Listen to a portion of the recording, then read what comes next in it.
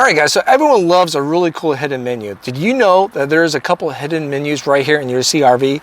I know, it's crazy. Let me show you right now. All right, so you got your vehicle on and running right now. We're at your home screen. There's gonna be a couple buttons you got to hit right over here. Now, before you guys dive right in and kind of explore around, just please be careful as you mess around with stuff in here, okay? So just throwing that out there. You have a little button right here. It's gonna be a star and moon. You get the phone button and the volume button. I'm gonna try to do this one-handed. You guys might have an advantage. Push all three down at the same time. Click and hold it, then boom, there it is. You have a couple options right here, okay? I'm gonna select this one right there. You see some more options there. You have a second menu, all right? So all you need to do is just two buttons now. It's the star and moon and the phone. Hold these bad boys down here for a few seconds. And there's the other menu right there. How cool is that?